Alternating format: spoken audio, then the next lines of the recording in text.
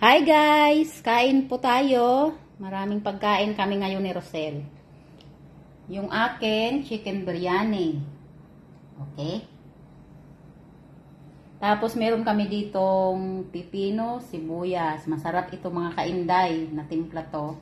Tapos, ang kainday Rosel, puting kanin. Ayan, may atsara siyang carrots. Tapos, yung matambaka.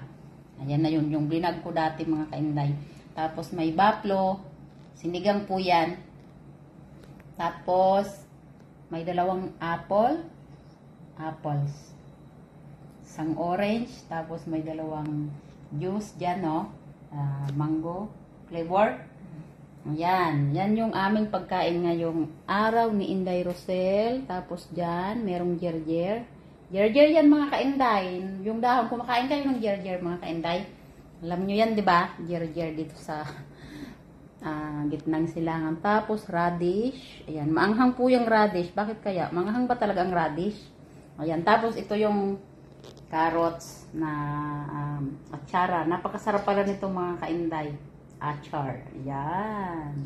Ayan na po. Kain na tayo mga kainday. Maraming salamat po. Bye-bye.